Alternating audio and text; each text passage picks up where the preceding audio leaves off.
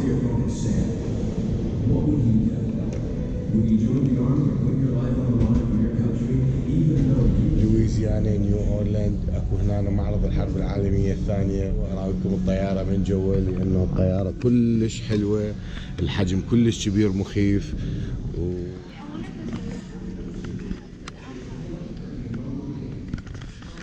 أنا دا أصور بالمتحف، وجدتي عروس تعطيك صور عرسها بمتحف الحرب العالمية الثانية. ما أعرف ليش ما راحت للبحر، بس أكو عروس هنا ذيك هي موجودة وجايبة وياها المصورة مالتها على مود تتصور ويا الطيارات. الطيارات اللي هنا كلش كبيرة، استخدموها كقاصفة بالحرب العالمية الثانية. هذه الطيارة واحدة من الطيارات اللي شاركت من بين آلاف الطيارات اللي شاركوا بالحرب العالمية الثانية. هنا هاي الطيارات الصغار هم استخدموها لحماية هاي الطيارة الكبيرة اللي هي القاصفة. هنا مثل ما تشوفون المدافع الرشاش من كل جهة من الطيارة، لأنه كانت طيارات العدو أو طيارات الألمان تضرب هيش طيارات كبيرة وأسرع من عدها. هنا هاي الباب اللي تنفتح من عدها الجو اللي أتمنى تبين من هنا. هاي الباب الجو اللي استخدموها كانوا يشمرون منها القنابل. وهاي طيارة ثانية متوسطة الحجم، همين إذا تشوفون هنا عليها علام.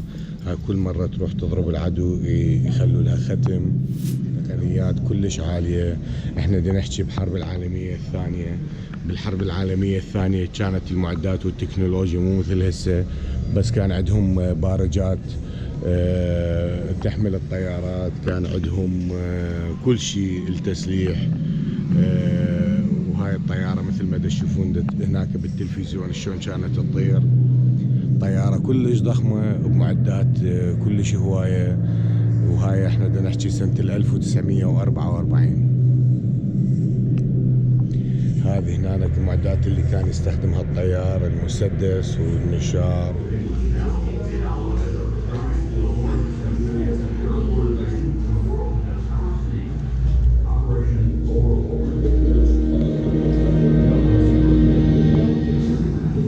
It was only my third mission. I was green. I didn't know what war was like until I went to Berlin. On March 6, 1944, American air crews in the 8th Air Force learned that they are going to Berlin, the most dangerous target in the Third Reich. We hit everything in Germany that was worth hitting, except Berlin. We knew, everybody darn well, that Berlin would happen sooner or later.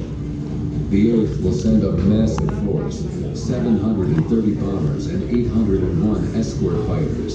A 15-mile-long parade of American aircraft will thunder across the heart of Berlin for 30 minutes. At the briefing that morning, crews are told they will meet fierce resistance and face the most powerful air defense system in the world. Nearly 1,000 German fighter planes along the flight path from the English Channel to Berlin.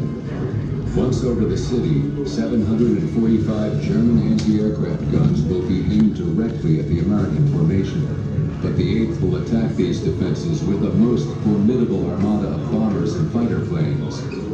The greatest air battle to date is about to begin.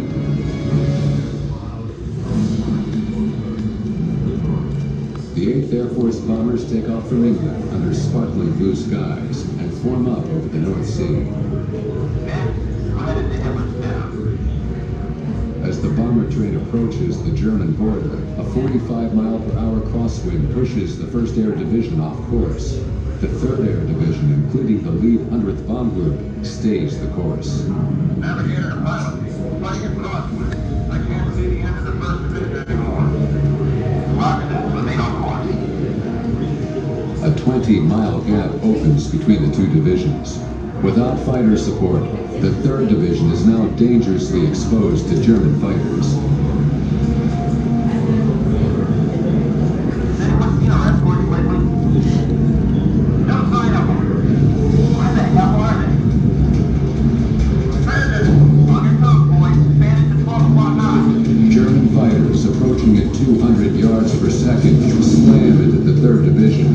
Wave after wave of them, 50 abreast, they attack head on. The 100th bomb group gets the worst of it. Minutes later, the sky is filled with acrid black smoke and mangled bombers and death spins. Airmen leap from the doomed planes, some without parachutes. Within minutes, 15 B-17s from the 100th Bomb Group are lost. As the remaining bombers reach the city, enemy anti-aircraft guns unleash a barrage of flak. It's the thickest blanket of flak the bomber crews have ever seen. Battling the piercing cold, it's 30 degrees below zero inside the bombers. Many crewmen are bathed in fright sweat. Patchy cloud cover obscures their target, a ball bearing plant. Through holes in the clouds, they attack.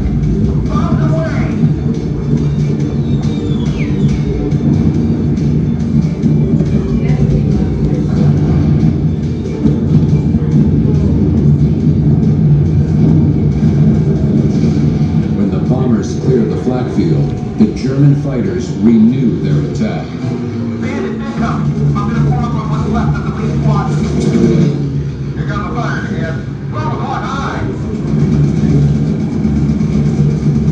Little Fred coming in 10 o'clock. American P-51 Mustang fighters reach the formation and tear into the German Me-109s in one of the greatest dogfights of World War II. It's like hand-to-hand combat, with opposing fighter pilots flying so close they can see each other's eyes. The Mustangs give the Americans the edge as they slaughter the Luftwaffe fighters. The surviving and battered B-17 bombers turn and head back to England. سيارة الجيش اللي استخدموها بالحرب العالمية الثانية، والسيارات البرمائية اللي استخدموها لنقل الجنود والمعدات. هذه الحجم الحقيقي للطيارة اللي موجودة فوق هاي.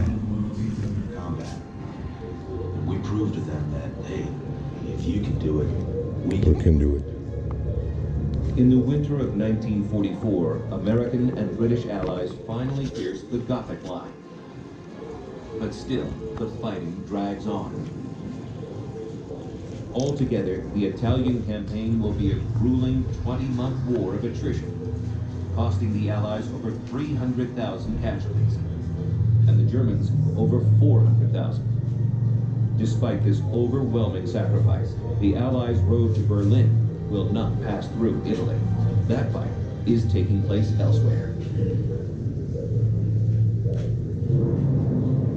We hit Salerno.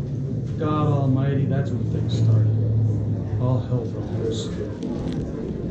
On September 9, 1943, supported by naval artillery, the Americans and British launched an amphibious assault on the shores of Salerno, Italy. But the men are untested.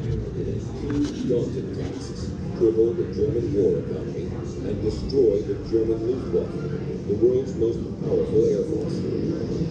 The Allies must win air supremacy over Northern Europe, or the great invasion plan for spring 1944 will fail.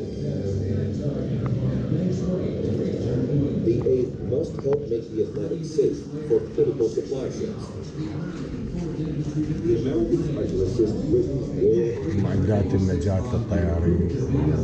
The U.S. officially enters the war as the arsenal of democracy begins to churn out millions of tons of equipment and materiel. The mariners step up their efforts to deliver goods to American and Allied troops. The merchant seamen are volunteers, boys as young as 16 to men in their 70s, spending years at sea, performing work monotonous and grueling, and all too often, deadly. The enemy knows that the merchant marine is the Allies' lifeblood in Europe, causing the Germans to send out their U-boats with a vengeance.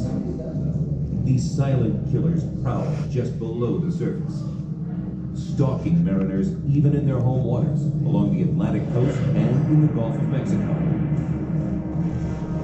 In 1942, nearly 500 American merchant ships are sunk or severely damaged in the Atlantic. Finally, in early 1943, the tide of the Battle of the Atlantic dramatically turns in favor of the Allies. New technologies make detecting submarines easier. And as destroyer escorts and escort carriers begin to hunt down U-boats, the Allies turn from prey into predator. In May 1943 alone, the Allies destroy 40 German U-boats, forcing the enemy to retreat from the North Atlantic. Over the coming year, with sea lanes open and factories operating at full throttle, the merchant seamen intensify their work in preparation for D-Day in Normandy.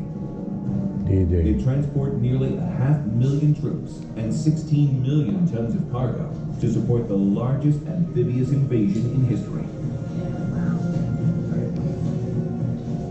Over in the Pacific, the transport of supplies and troops is far more logistically complex, with bases scattered across thousands of miles of ocean. Many islands lack ports or even basic infrastructure. Though the logistics are more challenging, few Japanese ships and submarines actively hunt the merchant mariners, making their work much safer. That is, until 1944 and the introduction of the kamikaze pilot. Japanese suicide planes slam into merchant marine ships at a frightening rate. Taking it here and expanded it over here. That's home front. To take the battle to the aggressors. The fate of civilization depends upon America and her allies.